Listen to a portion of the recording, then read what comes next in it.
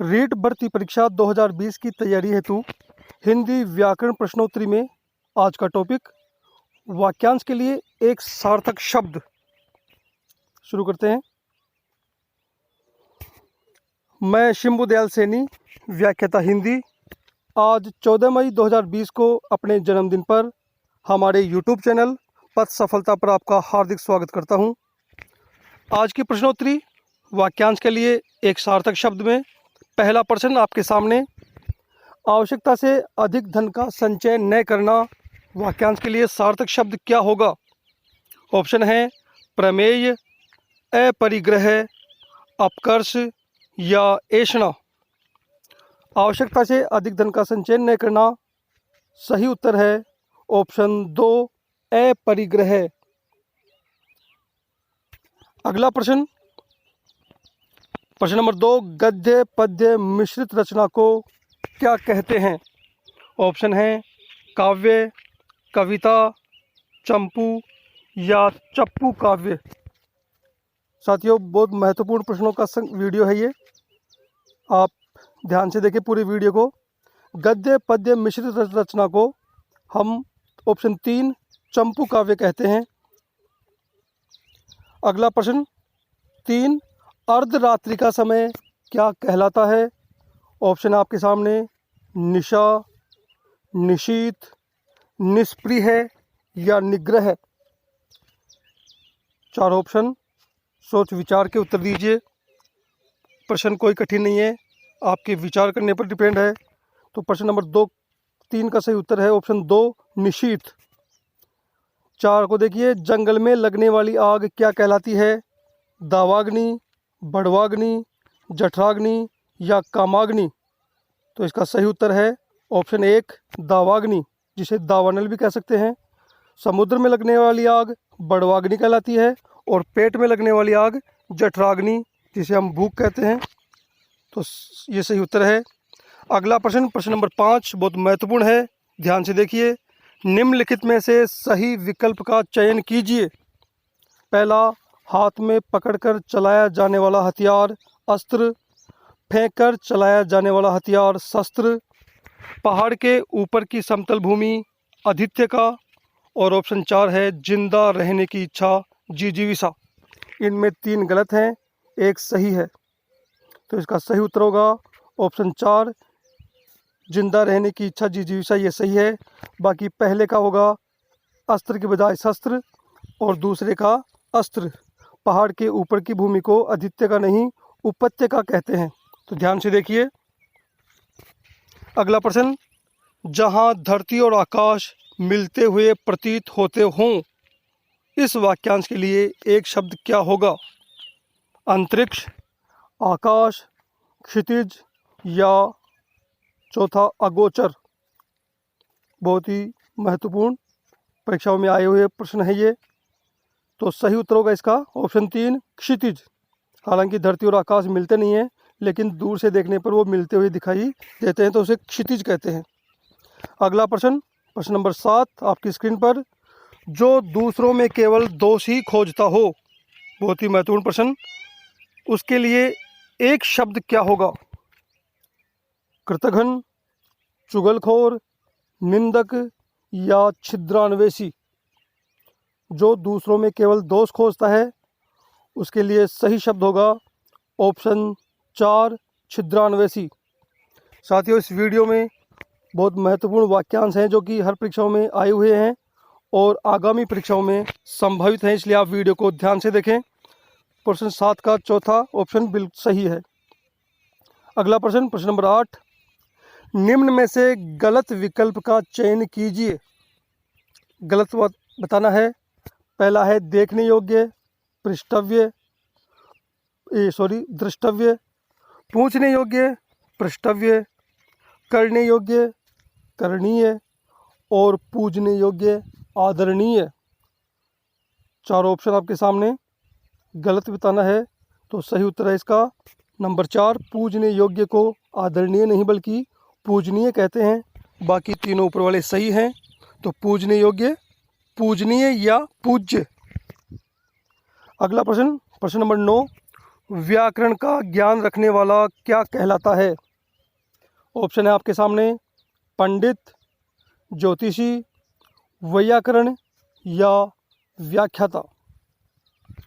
तो इसका सही उत्तर होगा व्याकरण का ज्ञान रखने वाले को ऑप्शन 3 वैयाकरण कहते हैं। ये अनेक परीक्षाओं में रिपीट हो चुका है, इसलिए ध्यान रखें, व्याकरण का ज्ञान रखने वाला वैयाकरण। आगे बढ़ते हैं, प्रश्न नंबर 10 आपकी स्क्रीन पर, बहुत ही महत्वपूर्ण प्रश्न। नेपथ्य शब्द का वाक्यांश क्या होगा? 4 ऑप्शन बहुत कठिन है, आप ध्यान से पढ़कर उत्तर दें। जहां पहुंचने का कोई पथ न हो, रोगी को दिया जाने वाला भोजन, रंगमंच पर नाटक खेलने का स्थान, या चौथा रंगमंच पर पर्दे के पीछे का स्थान। बहुत ही निकटतम ऑप्शन है, नेपथ्य का सही उत्तर होगा ऑप्शन 4 रंगमंच पर पर्दे के पीछे का स्थान। आप ध्यान से देखें और सही उत्तर देने का प्रयास करें। अगला प्रश्न, वह रोग जो छूने से फैलता हो। वाक्यांश के लिए एक शब्द क्या होगा? वायरस, संक्रामक, महामारी या कोरोना।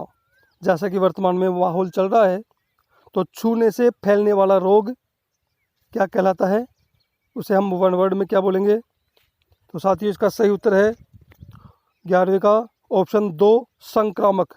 संक्रामक रोग वो होते हैं जो छूने से फैलते हैं। बहुत महत्वपूर्ण वाक्यांश है ये।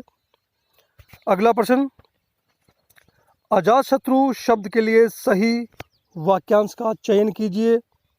पहला है जिसका कोई मित्र ना हो, दूसरा जिसका कोई शत्रु न हो, जो युद्ध न लड़ा हो, और चौथा है जो कभी युद्ध न जीता हो। ध्यान से उत्तर देने का प्रयास। अजातशत्रु, तो इसका सही उत्तर होगा ऑप्शन 2 जिसका कोई शत्रु न हो उसे अजातशत्रु कहते हैं। अगला प्रश्न, प्रश्न नंबर 13, ध्यान से देखिए। निम्न में से सही विकल्प का चयन कीजिए। 3 गलत हैं, एक सही है, तो देखिए ध्यान से। छोटा भाई अग्रज, बड़ा भाई अनुज, युद्ध की इच्छा रखने वाला युयुत्सु, जो मांस नहीं खाता हो आमिष। विचार कीजिए और उत्तर देने का प्रयास करें। सही बताना है, बाकी के 3 गलत हैं।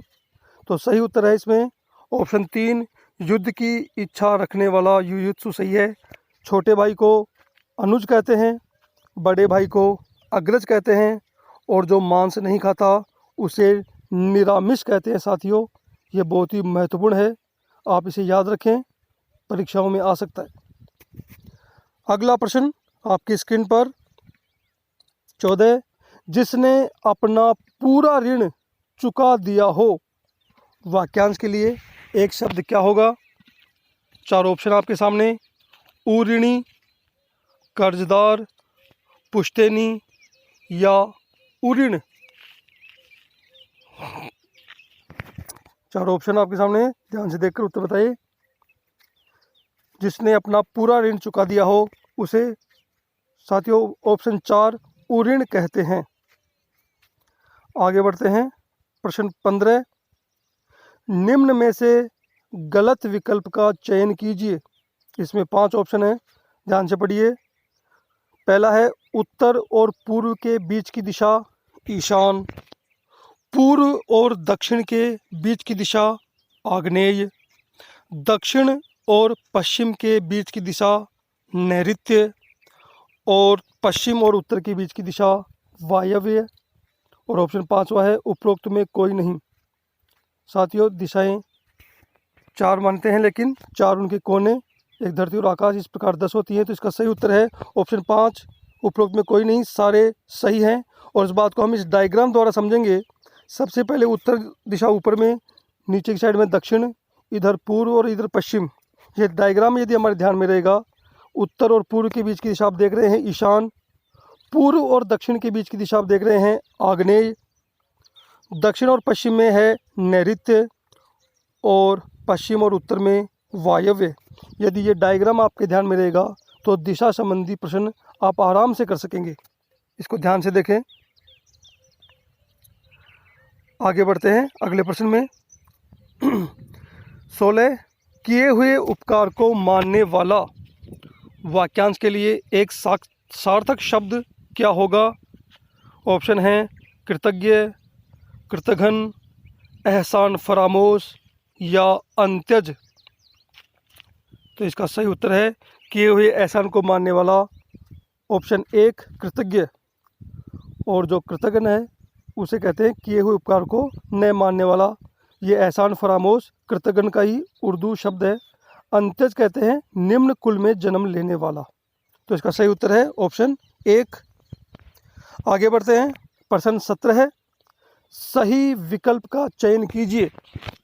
पहला, रात में घूमने वाला प्रहरी, भगवान शिव का उपासक शाक्त, गोद लिया गया पुत्र दत्तक, अच्छे कुल में जन्म लेने वाला सूर्यवंशी।